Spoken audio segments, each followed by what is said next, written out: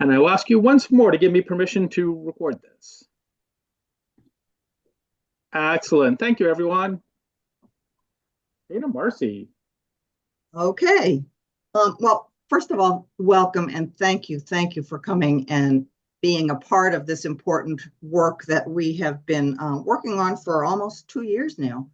But we're here to listen, to hear your questions, gain your comments, be involved with dialogue across all of the folks who are here, because questions and comments generate additional questions and comments. And we want to make sure that everybody is comfortable with the information that we've shown and prepared and ready to be involved with the vote. Now, you've heard that many times in this last few months about being ready to vote, but this is an important vote from all of our associations. So we have a small group here. I guess we should just go around the room and introduce ourselves and say what associations we are in. I guess I'll get it started. Marcy Miller. I'm from the Southwest Association. I've been on this conference, this task force since it began. It's been something that I have to say has been on my mind for over 10 years when we talked about it at the board of directors.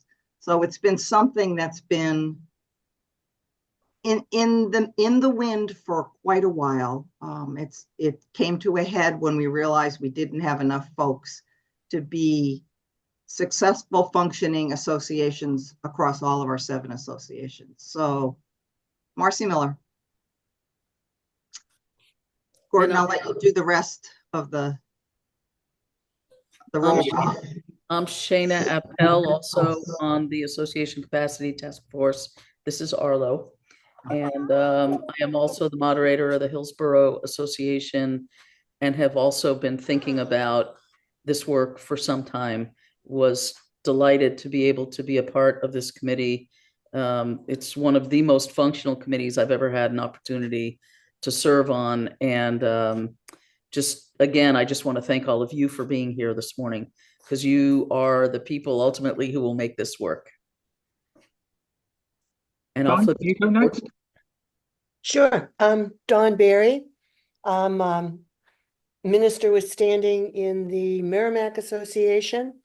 I'm serving the Washington Congregational Church that is in the Southwest Association, I believe.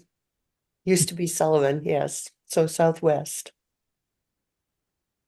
Thank you. Nancy. I'm Nancy Brown McKinney, and I am in the Rockingham Association.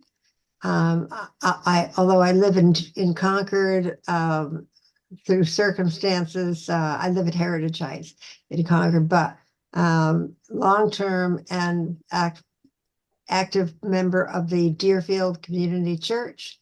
I have the honor of also having Kurt Walker, who is going to be the new moderator, or is moderator, and I'm sorry, Tim Griffin, and Kurt Walker, our pastor, is very active with the Rockingham Association. And I'm particularly interested in this.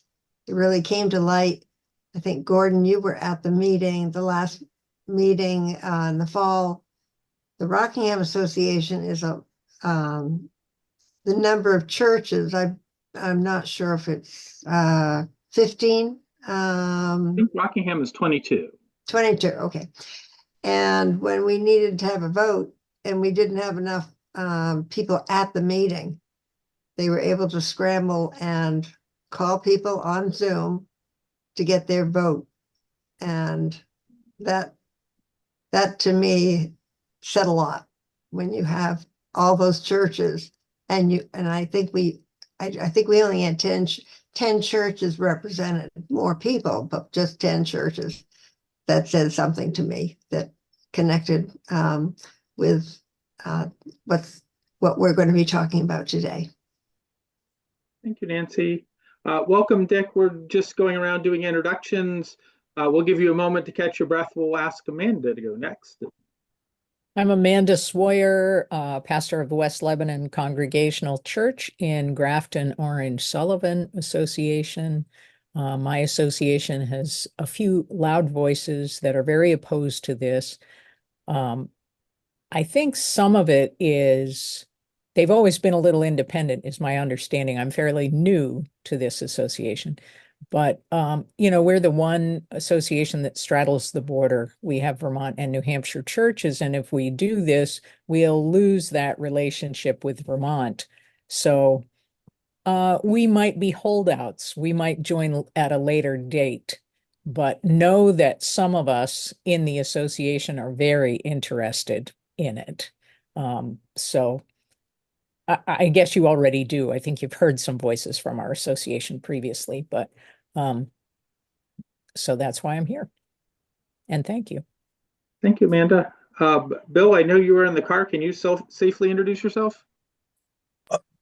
Yes, thank you. I'm Bill Jones, and I'm right now on Lost Nation Road, but I'm not driving.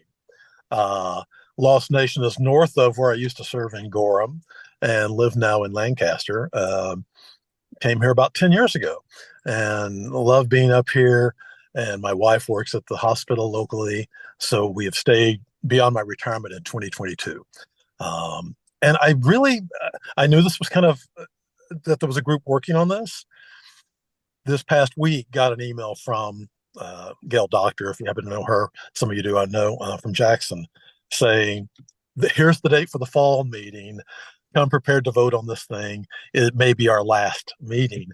I thought, I guess I should look at some of these documents. So kudos for the organization, though, the listing of the documents. It's nice to have them all right there at hand.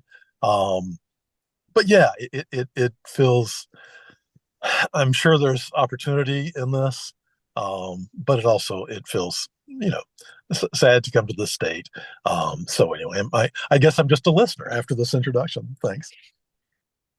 Thank you, Bill. I am, well, if somebody else doesn't raise the question, I'll make sure I raise the question. We will talk a little about it. It's by no means lost on us that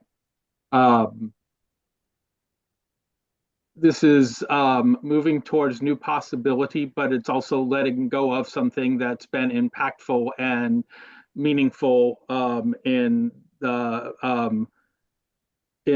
the ministries of all of our churches, and we're seeking to try to honor that too. So if that doesn't get asked later, make sure we come back to that. Dick, welcome. Can you introduce yourself? We're just kind of doing name and association stuff. Okay, Dick Levitt, currently a member of Durham Community Church, live in Dover, retired from Amherst, New Hampshire. So a little bit in multiple communities. And I'm an active member of the UMMT, as is Don. And we certainly have some interest in the implications of a move like this for church and or committee on ministry work across the larger now association as envisioned. And how do we preserve some of the qualities of real community where we know each other and balance that with efficiency, because God knows that it's been very hard to staff ably the committees on ministry with people that really can grapple with the hard work and important work of ministerial standing and formation. Thank you, Dick. And I think I'm the only one who has yet to introduce myself, although I think everybody knows me. Gordon Rankin. I am going to be the one of us that doubles up on associations, because we actually have every association represented here. I'm kind of impressed by that. And I am the second one from Carol Stratford. So I think it's pretty neat. With 8 of us, we have all 7 associations covered. So. Well done all. Thank you. We really didn't have a presentation for you. We are hoping that you've had an opportunity to take a look at the documents that we put on the website page. There are a variety of pieces on there, but we just really like to open it up for questions, and they can be general or specific, whatever makes you concerned or happy or thoughtful about what this new process and the new association might be. Don't all talk at once.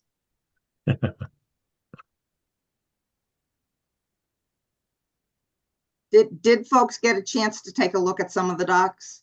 And Yes. Whoops. Am I unmuted now? No, we hear you. you're fine, Okay. Dawn. We hear you. Okay. Yes, and I appreciate the way you took the UMMT's questions into consideration. So just reading about ecclesiastical councils, getting into the weeds a little bit. All are able to vote at the council, meaning the ecclesiastical council. To reach a quorum, that was my concern. The council must include representation from 7% of the churches in the association.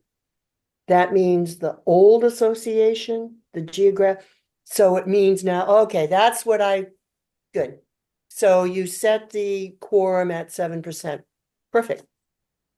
And that's representation of churches. It does not take into account pastors versus lay representatives. So if 7% of the churches are there, then we have a quorum. Okay. And the reason for there is some vaguity to the I think I just made up a word. There's some vagueness to the way we worded that, and that's because we don't know which of our 7 associations will become a part of this. So we couldn't actually set a exact number. You know, if we went based on 132 and only had 5 associations join, well, now we've come up with an unrealistic number. So we Right. kind of had to go with a percentage, which can adjust based on which associations become a part. Thank you.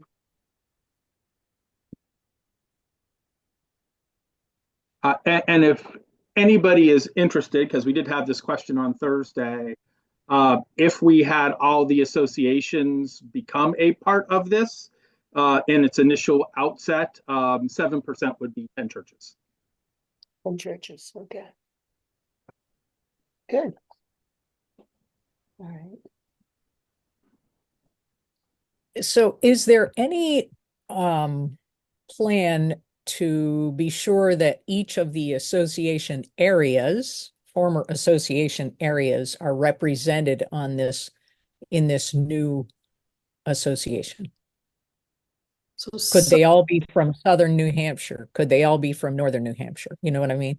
we'd like to think not, but there is a nominating committee that is going to be responsible for creating a process in that, and we hope that because the one association takes in the entire state, that we'll actually be able to have a good representation, not only of the associations, but to also be mindful of the diversity that exists within our Granite State Association, and to have a good representation on all of those committees.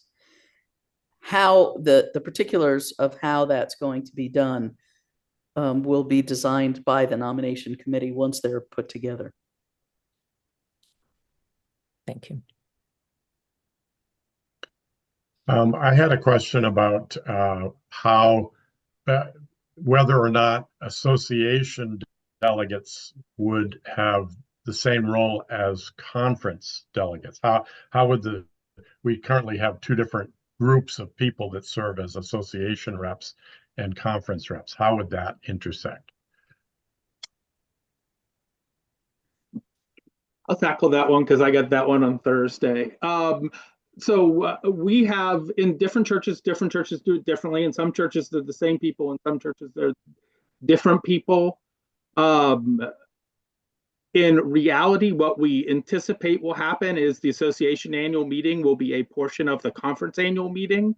So what will probably happen is we will encourage those folks to be merged into one set of delegates who come representative to both bodies because they're happening at the same time.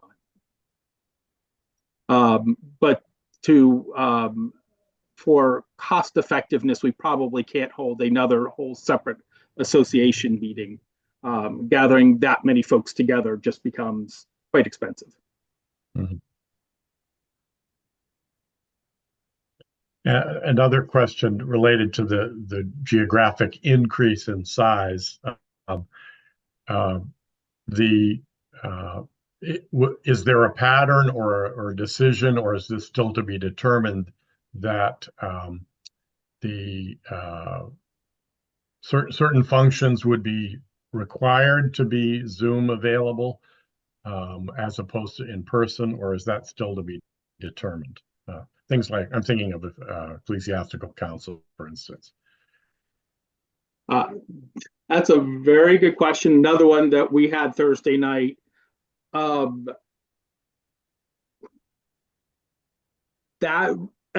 Depending on, we'll use ecclesiastical councils just so I have a specific example. Ultimately, that would be determined by the Committee on Ministry for Discernment, who has that responsibility. So the successor to the UMMT would have the final decision about that.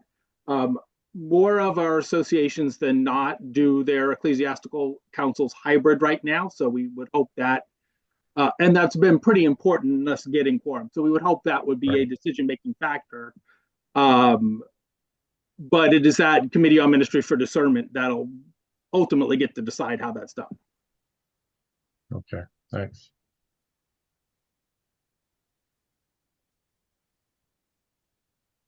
Marcy, you had mentioned about you had been thinking about this for some time. I know that you've been working for 2 years, you had said on this, but you had been thinking about this for 10 years or whatever number before. What were some of those things that brought you to thinking about it? Were there some specific, there may be some things for you personally, and I don't mean to get into anyone's personal thoughts, but also that you might have seen on what is now the conference. What were some of those things? There were a variety of things. I will say personally, attending association meetings were a little bit eye-opening, because it was very often the same folks who had been going to association meetings for, let me just say, the last 20, 30, maybe even 40 years. And so it wasn't a wide representation at many of our association meetings. That was one piece that I have seen over the last 20 years. In addition, we in the Southwest Association have struggled with finding people to be involved in the association level work and or the COCM work. Finding people who are dedicated, have the capacity, have the wherewithal, and the desire to participate. So we were often missing key people or key numbers of people on COCM work in particular, but also folks who are on the executive committee. And because no one else would take on one of those roles, they stayed on, which wasn't fair to them and it wasn't fair to the association. So lack of people being available and willing to step on and take on some of these roles. And when we looked at the numbers of folks across all of the associations, we had over 125 volunteers staffing the associations as we know them today. A lot of those positions were open and not filled, so they were not functioning as well and as effectively. We also had a lot of redundancy. We had 7 moderators, 7 vice moderators, 7 treasurers, all doing similar work. And so it just felt, for a lot of those kinds of reasons, that we needed to do something really drastically different. The other thing is that people will stay in roles because no one else will do it. That's not necessarily the best use of anybody's capabilities and gifts. And so the opportunity to find a model that would effectively support all of the functions that we need to do, but also allow people to be in a committee on ministry that relates to them. This is an opportunity for us to make that happen. So hopefully that answered some of your questions. Can I just throw an additional two pieces on that? Because Sure, Marcy please. did a phenomenal job answering that, and I would say ditto everything Marcy said. The two additional pieces that I would add, when I always had a sense that the people who are participating in on both the executive committees and the committees on ministry within our various associations were extraordinarily valuable, in the sense that they really had a good sense of the kind of corporate landscape of the New Hampshire Conference of the United Church of Christ. And then when I became moderator in Hillsborough, it seemed to me that the redundancy that Marcy referenced did not make that job really worthy of the skill set that many of these people had. I would humbly suggest that we are living in a time right now in our nation and in our world that really needs to hear the voice of the church in the public square. And when you've got all the best and the brightest among you gathered together doing these redundant administrative tasks and barely able to meet the capacity necessary to do that, the piece that we miss is having an opportunity to get that, progressive Christian voice out into the public square. And I think this new model will enable us to do that. I have a couple other questions. I don't mean to, I can hold off if other people have questions before me. Gordon, I wanted to know, is this being done? I have two questions, kind of one for you and one for the group. Is this being done in other New England states or northeastern states and nationally? Mm-hmm. And the other question is, are any of you seeing this in other organizations that you may belong to? Going from the old, I'll just say the old format to the new format, just to make it simple. But Gordon, can you speak about other, like, and the reason I'm asking this is that, okay, Congregationalism started in New England, and you see on the signs Congregational, and then you see the UCC. As soon as you step into New York, it's UCC Congregational. We just won't give it up. So there is not another New England conference of our three other New England conferences that is engaged in this right now. I talk pretty much monthly with our friends in Maine and Vermont.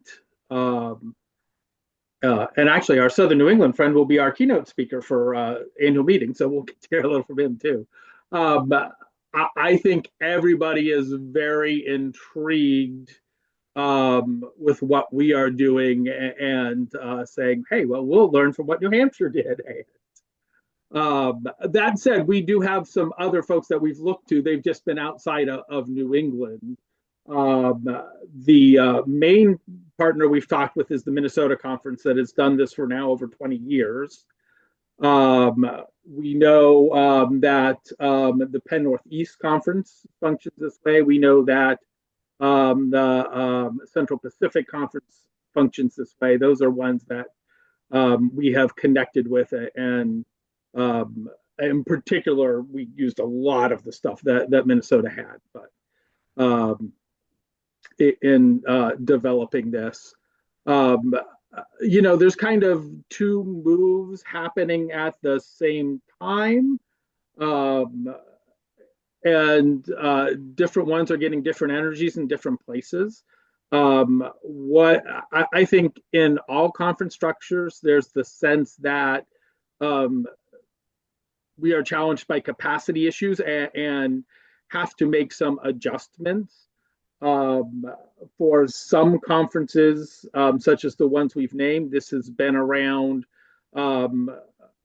rethinking how we do the work of association. And then we've seen some conferences where it's been about merging some conferences together to do conference work in a different way. At this time, we've decided to focus on the association part of this, partly because it was our associations that really raised up the concern that we have to look at this in a different way.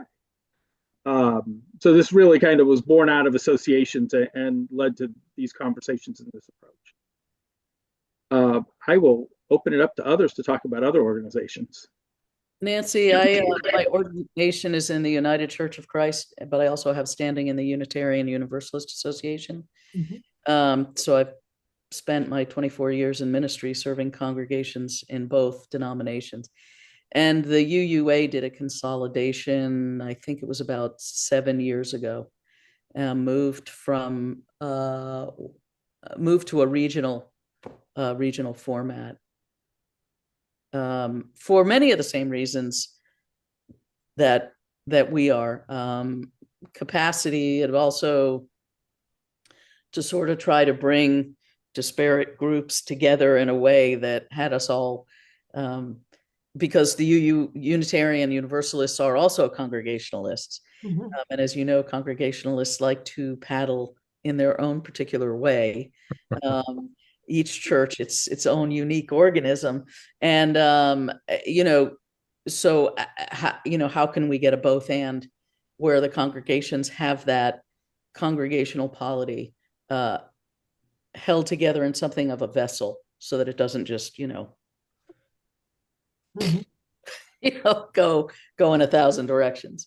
And it's been successful. The challenge, I'll be honest with you, the challenge in the UUA, I think, was that the regions got pretty big, whereas we're keeping ours statewide. Theirs became like, Vermont, New Hampshire, Massachusetts. Shauna, when you say too big, do you mean they went too large too quickly? Yeah, so the region in the UUA is Maine, Vermont, New Hampshire is one region, and then like Mass, Connecticut. So that was really big, and the big challenge has been, in the old days when we had smaller, like the associational model, the getting involvement, right?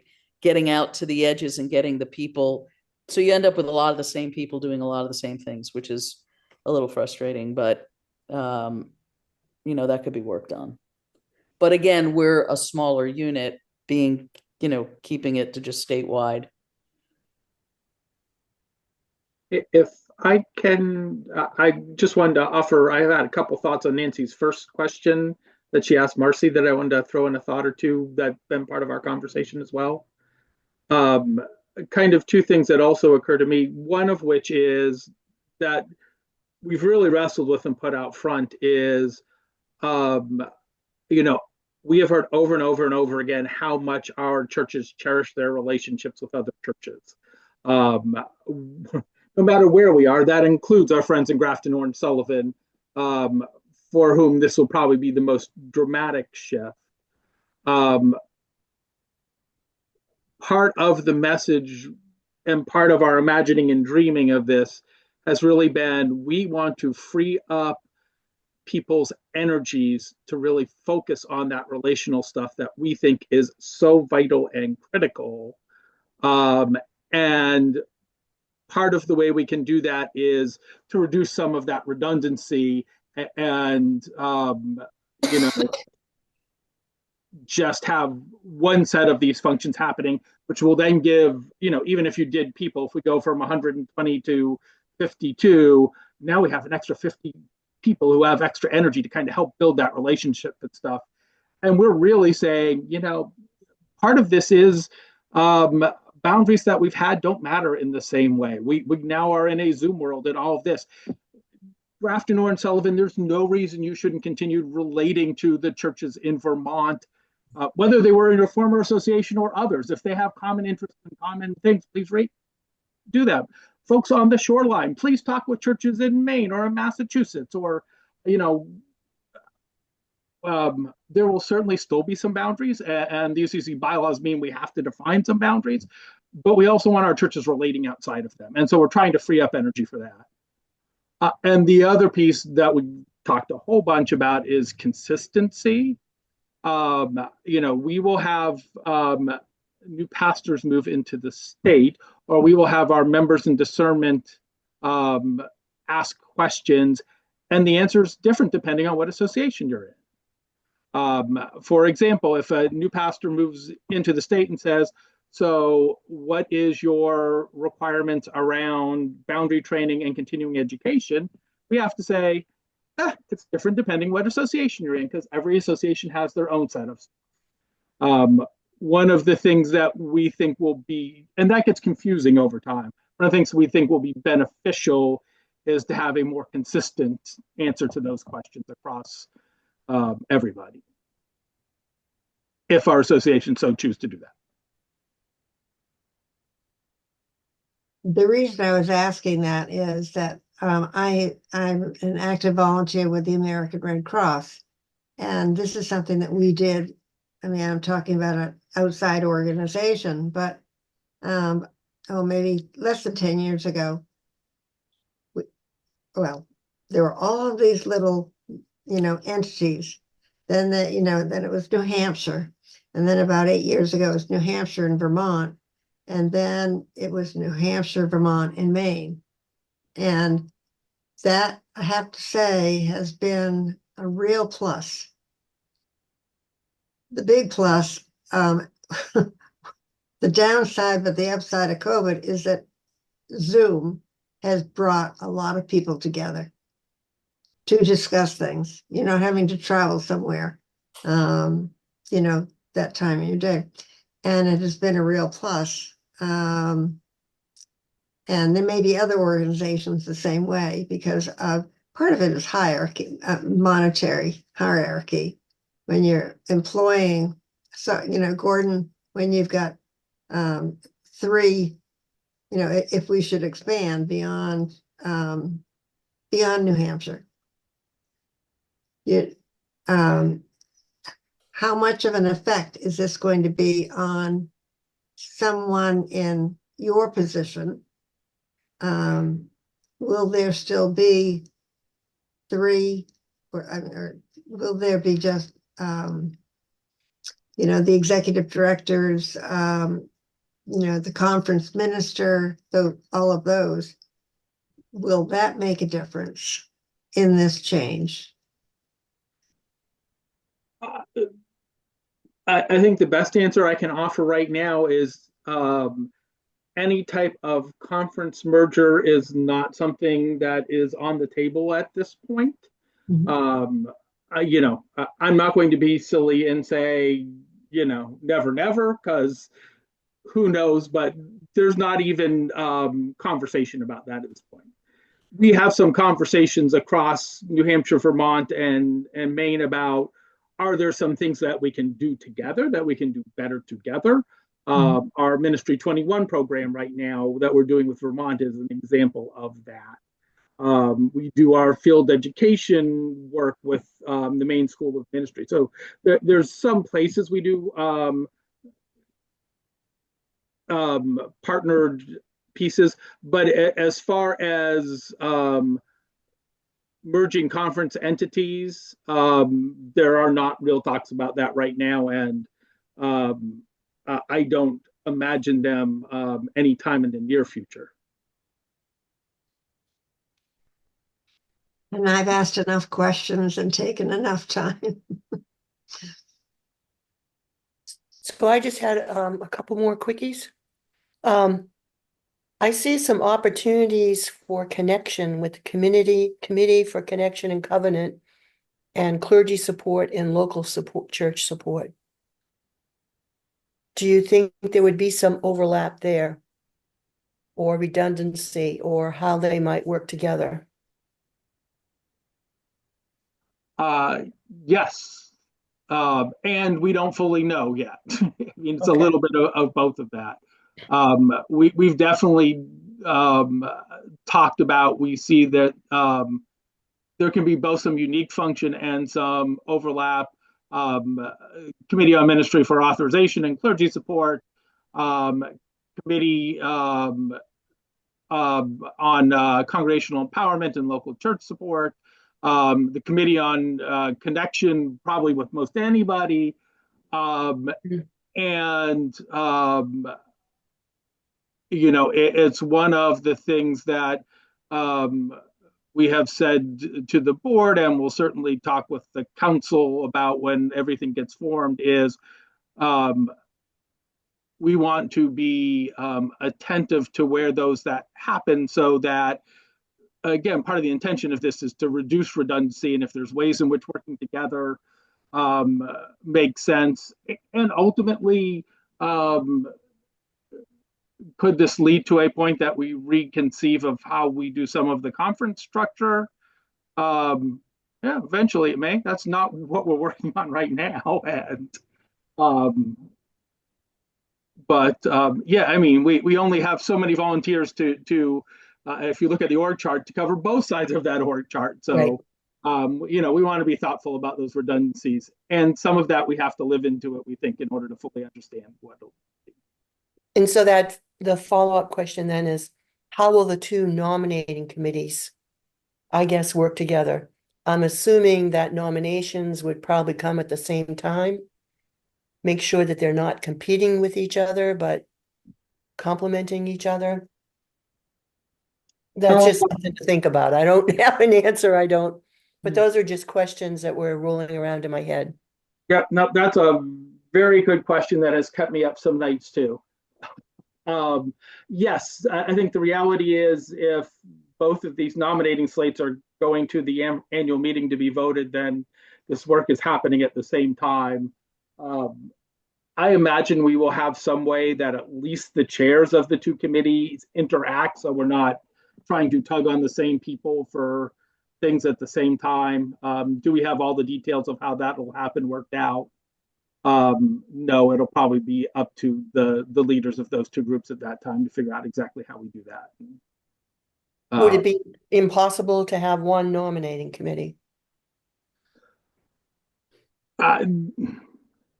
Anything is possible.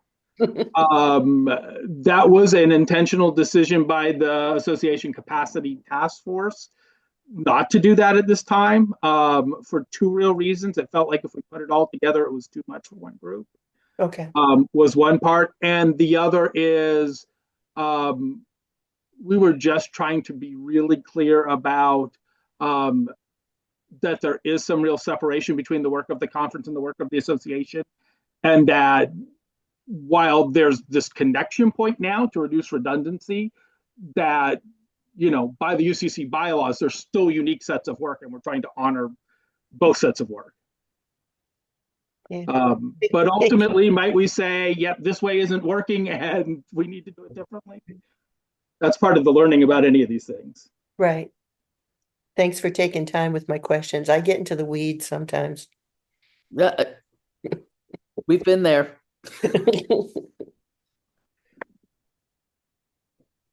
There's some valuable stuff there in the weeds. Yeah. Sorry, go ahead. No. Hi. I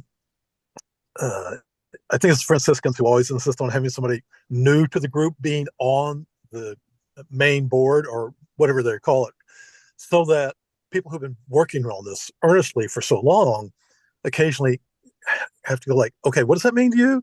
Or what are they hearing? And so maybe I'm that in this moment, at least in a light way. People, time, and place is sort of seems to be essentially what we're talking about. And the image of, well, instead of perhaps 7 boats, somebody used the image of a boat, I think, maybe for the conference. So instead of 7 association boats, getting the best and brightest, and also sometimes just the willing and faithful to be part of helping each boat work, each association. So I follow the notion of having one bigger boat that all those 7 sort of empty their crews into, and it all works better from that angle. And that's good. That works for me if I'm kind of like, I'm in the French club and chess club, and I'm in band. But if I have moved to here or relocated somewhere in New Hampshire, as a person, not clergy, who are also people, I'm in a place, right? So I'm in the North Country. I don't even know what the North Country is. I just took a job. There's 4 jobs open this year, and I took a job somewhere north of Plymouth. My experience is going to be pretty much with the local church. And I guess I'm wondering, I know there's a lot of lack of people willing to or able to help in these rural settings, but if you're drawing more of that energy into a centralized, non-redundant, non-overlapping type of organism, I get that. Is it like an octopus? But what comes back out through the tendrils, say, to these locations for support for what they're doing on the ground? And I don't have some sort of answer in mind that I'm thinking about. I'm thinking about that. And there is some overlap, because at least when I was in Gorham, we had either the conference or associate conference minister every single month except for snow, which is only about half of them, meet up north. And so the clergy didn't have to go, quote unquote, but typically whoever was coming up would, hey, we're going to meet at noon at Sally's sandwich shop. Any local clergy or lay people who want to come sit down and eat, they did it, and then after that was the committee of ministry, right? So those who were in those leadership roles then went off to a sanctuary. So there's something about that for someone new in clergy. Oh, I'm going to Gorham, I'm going to Lancaster. You know what? Once a month, somebody is on the ground in this area, and we get together, and that's your chance to actually sit with a conference person or somebody who knows the lay of the land. So I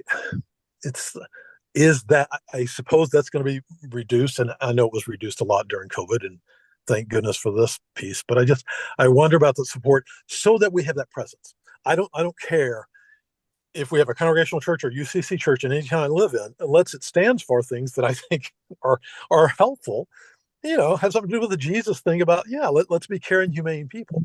So how does that come back into support that poor sap who moved to Lancaster, and looked for the sign that still said UCC, even in small letters? So, that's a really great question, and one that we have given a lot of thought to. And I think I'd go back to something that Gordon said earlier, which is, there's certainly nothing in what we're doing here that is an effort to break down those connections that already exist. But beyond that, we've actually taken a step to do something that we hope will improve those connections, not only where they already exist, but to create some new and innovative ones as well, with the Committee for Connection and Covenant. So in addition to the 4 COMs, the new model has a Committee for Connection and Covenant, whose job it is to work to build those kinds of connections throughout the state. And what that will look like, I can't say with certainty. It's going to be up to that committee to decide that. But we have been intentional in creating a body to make sure that those connections continue to happen. And I think there's some wonderful opportunities for even more creative and innovative connection to come out of that than we currently have. My experience in Massachusetts is maybe helpful for recognizing that need for fellowship beyond just the administrative function. And Shana, you were in north sector of the Central Association, I know. I was in the east sector at a different I was in time the than central. Oh, you were central, okay. Yeah. But anyway, some time that predated my tenure in Massachusetts, the multiple associations formed five of them formed together to form the Central Association. So administratively and authorization for ministry was the 5 sectors together known as the Central Association. But that freed us up to do fellowship and support by sector. So East Sector churches represented maybe about 12 churches. North Sector had an equivalent number, so that you could do some things regionally still that would foster those good relationships, but you weren't bogged down administratively. We had the Committee on Church and Ministry was for the whole association, and that was a lot of work, but it was also very effective for freeing the other sectors. And thank you, Dick, for sharing that, reminding me of that. In addition to freeing up the administrative bog by lifting the geography, the boundaries, the geographical boundaries, it means that, like churches or churches that are facing similar challenges, for example, we have a number of congregations throughout New Hampshire that are functioning right now without clergy. Now, they may be located all over the state, but the opportunity for them and the encouragement for them to form an affinity group so that they can meet together monthly and learn from one another how they're handling certain things without an ordained clergy person in their midst might be really helpful. And again, that's being encouraged. We oftentimes have churches that are, I served First Congregation in Jaffrey, New Hampshire. For reasons that defy comprehension, Jaffrey, New Hampshire has 2 UCC congregations. And they are very different in some ways, very similar in other ways. So oftentimes congregations that are nearby one another don't necessarily perceive themselves to have many similar interests or challenges or whatever. By removing the geographical boundaries, we give opportunities for churches from across the state to come together. And again, some of that relies on having access to the internet, because it's not really reasonable to bring people from just south of the Canadian border to, a meeting in Nashua on a weekday. So those are some of the creative things that we're hoping this Committee for Connection and Covenant will be addressing and helping to foster and nurture.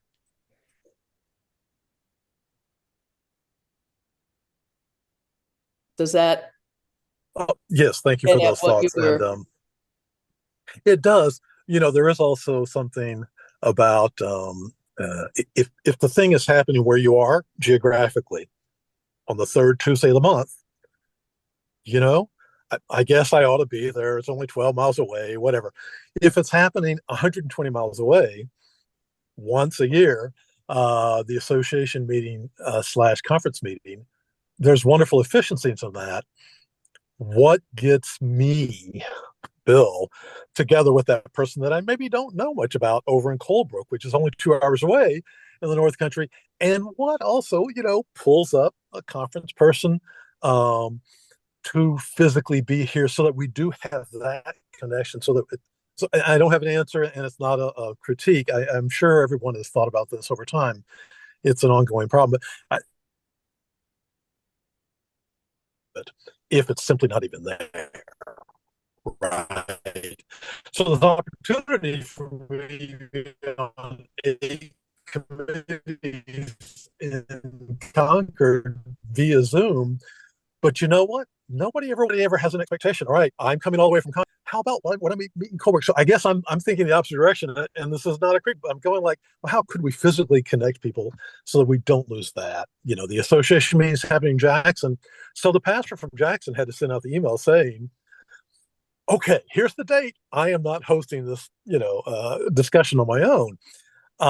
That won't happen if there's no more.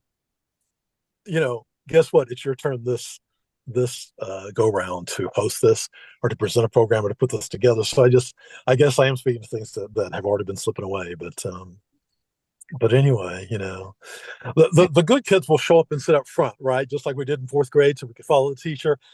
Well, the ones who are bored will sit in the back and throw things at each other. But I don't know. Anyway, all right, that's a lot of discussion for me. Bill, if I could just say, I mean, everything you've said is part of our hope for this and part of why we're hoping that having extra energy for a relationship allows us to even build some of these type of connections and make sure they happen not just virtually but physically. And the challenge of any of these things is there's only so much we can do to structure that. That's also going to take the initiative of every one of us to say that's something we value and get ourselves to those type of things. And so we believe we're doing a lot of our best to make sure there's things to try to make these opportunities happen. And then all of us need to get ourselves to them in order for them to continue to happen.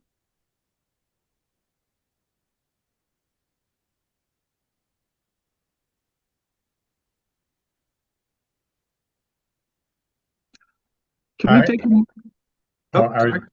I was just gonna to say thank you to the team that's been wrestling with these issues. It's always a leap of faith because we can't know what it's going to look like exactly. And so the rest of us are called to some level of trust and covenant with those of you who have really been digging into this, knowing that we will sort it out with the grace of God as we go forward. We don't know if we're talking about 3 associations joining or 6 or 7, and it will look different depending on how that plays out. And we will envision things that aren't an issue, and we will not envision things that are an issue.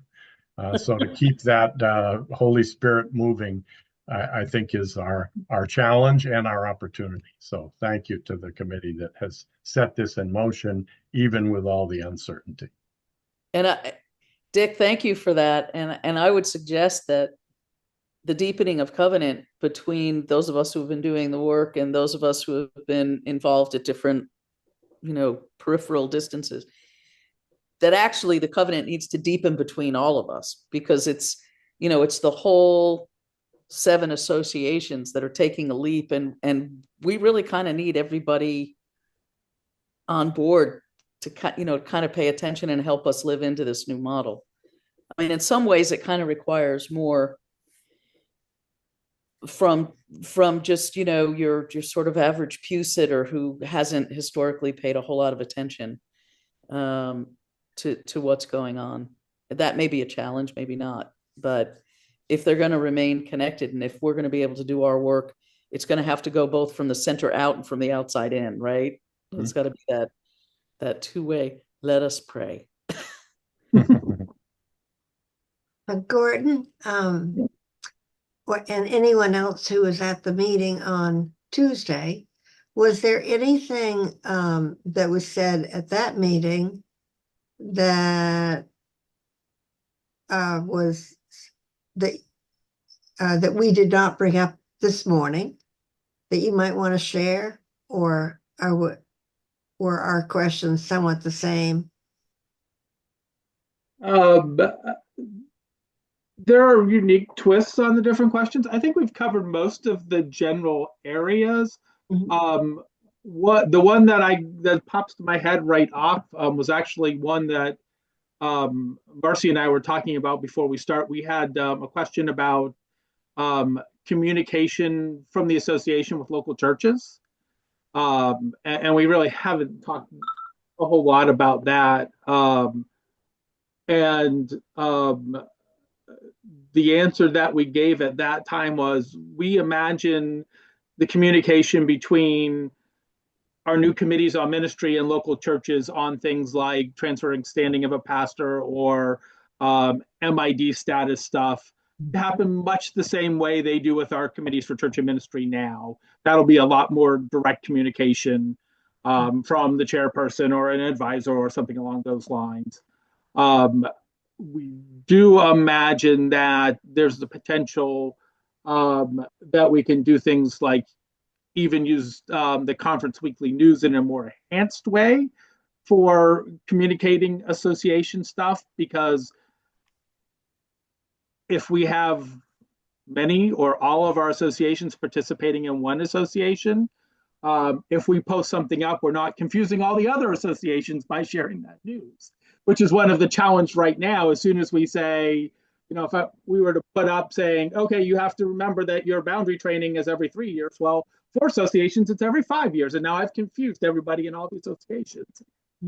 So we do think that there's an opportunity for some more centralized communication piece. Thank you. I have a question for all of you I'd like to throw out before we finish, which is, do you all know when your associations are meeting this fall to consider this? I saw it somewhere. I don't know. I was going to say, I'm not seeing a whole lot of head nods, so why don't we run through those just so everybody's aware. So our first two associations are meeting on October 6th. That would be Rockingham and Merrimack. Merrimack's meeting in Laconia. I do believe it's a hybrid option one. Rockingham is meeting in East Derry. I do not know if that's hybrid off the top of my head. It's both. It is both? Excellent. Thank you. I hope so, because I'm going there. Excellent. Excellent. Yeah, I would hope so. And Rockingham has done their meetings the last few times as hybrid, so it would not surprise me. It's centrally located, I think. I will tell you there are two that I don't know about, so I will do those two next. Although Shana may have the answer to one of those, which is Hillsborough. Hillsborough, we're meeting in October, early in October too, and we'll put out a notice for that meeting. Is going to happen in November. Okay. So Hillsborough will have a November meeting. The other one, Dick, you might have heard something I haven't heard a definite date from Carol Strafford yet either. No, I haven't got it on my calendar, but I know they talked about it. I was going to say, I am, however, at the moderator's church this evening, so I hope to ask that question while I'm there and see if we can get that locked down. Southwest Association is meeting on November 3rd. I believe at First Jaffrey. United Church of Jaffrey. You're correct. I'm sorry. Totally wrong with that. United Jaffrey. Thank you. Downtown, the downtown church. The downtown church. And North Country, we've mentioned, is November 10th. They are meeting in Jackson. And Grafton Orange Sullivan is meeting on November 17th. And I think they are still trying to confirm where that's going to be held. But November 17th is the date they said. So we really hope that you're all continue to be a part of these conversations as your association has them. Gordon, is there someone for all of our associations, is there someone from the committee who will be at each of these meetings? Or Marcy, do you? That's the plan. We would like to have at least one task force member, maybe two, at each meeting. Gordon and or Sarah will be at most of them, and Gordon and Sarah obviously are very up to speed on where we are as well. But yes, that's our hope. Yeah, I mean, to answer questions that Absolutely. Thank you very much. do we want to just touch on the resolution that we will be actually voting on? Sounds great. Would you like me to put it up on the screen? That would be fabulous. Just so that folks have a sense of what it looks like. And we are asking that each association vote on exactly the same motion or the resolution. Because then there will be no discrepancies, no misunderstandings. I will add that the only difference will be in Grafton Orange Sullivan, because part of their churches are going to Vermont and part of them are going to New Hampshire, assuming they vote to move forward. So their resolution will only have that differentiation in it. Getting there, Gordon? I am, I think. There it is. All right. Do you all see that? Not yet. Yes. Yes. Perfect. Okay. Perfect. There's an opening paragraph about the fact that which I just mentioned is that we're all voting on the same resolution. So we will not be entertaining any motions to change any of the wording or any of the action. But there are 4 major parts to the action. One is to transfer the responsibilities and actions of the association into the Granite State Association. We're saying effective April 1st of next year. Then we need to also transfer all the physical assets of the association to the conference, who will be managing all of those assets. And then ultimately they need to close their bank accounts with respect to that work. Then the third action item is the ministerial standing and the church standing and member in discernment standing status from the associations will move to the Granite State Association as of midnight, if you will, of March 31st, 2005. And then the dissolving of the association will happen at that same time, March 31st. So all those 4 pieces are the key pieces that each association will need to vote in the affirmative of their meetings. So what that means is that association work will continue through March. So anything that associations are doing, they will continue to work effectively, hopefully, through March, moving to the Granite State Association April 1st. Does that work for folks? Anything else I need to say, Gordon? We may want to say a word about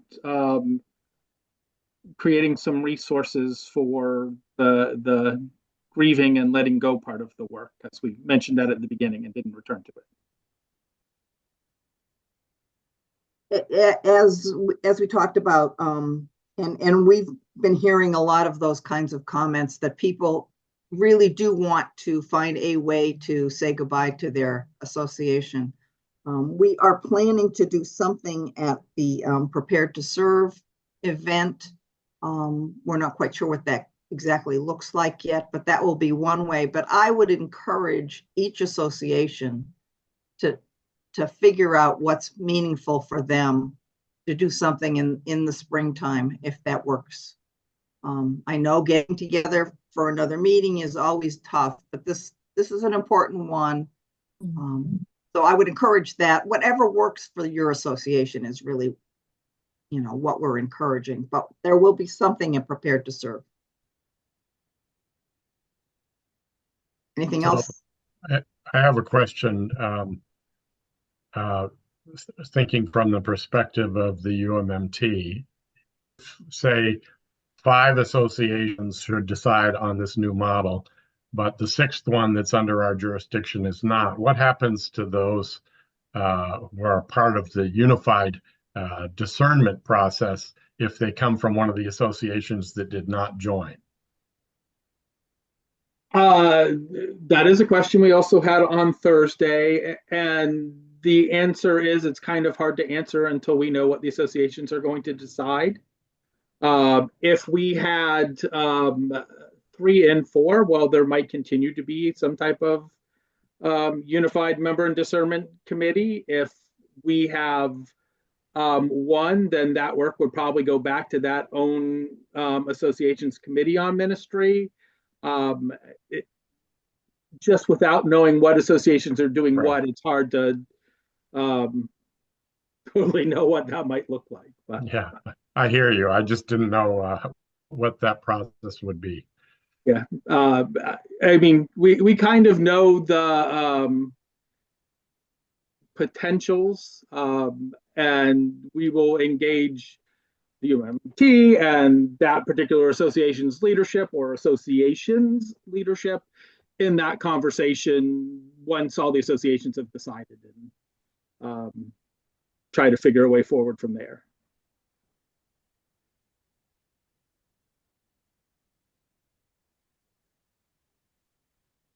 Transition, so much fun.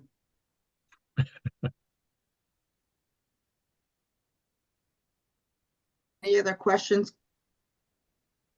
Thank you Comments? for all that you have done. Thanks, Nancy. Thank you. Thank you. Tough It's- job. Glad It's been a blast. We've had fun. glad I wasn't on the committee. Yeah, I would think the same way, except that I was, and it was awesome. I mean, yeah, it was really an awesome committee to work with. Not that we're anywhere near done, but Yeah, we can see the end in sight. best is yet to come. That's why we all have gray hair. Uh-huh. Yep. Those of us fortunate to have any left at all. Yeah, right. Any last minute thoughts? Well, we know folks have busy lives, so I guess we're ready to adjourn unless anybody has any final thoughts. No, just thank you. Well, Thank you for the good work. Thank you all. for the opportunity. And thank you for being here. We appreciate your comments and insights and support. And your time and your energy. Thank you. Can somebody pray us out? Gordon, Sure, Marcy, I'm guessing. I don't know. Yeah. sure. It won't be me. I'll happily pray us out. Okay. Gracious and loving God, thank you for calling us together as your church. Thank you for the life and ministry of your Son, Jesus, our Christ, who continues to lead us as we do the work of keeping your church vibrant and alive in the world. Bless all those who have gathered here today. Bless them as they go forth on their day and in the weeks ahead. Bless also the New Hampshire Conference, again, as we continue to do the good work of building up your beautiful but struggling world. In the name of your Son, Jesus, our Christ, we pray. Amen. Amen. Amen. Thank you, Shani. Thank you. Thanks Thank you. all. All right. Bye. Bye-bye.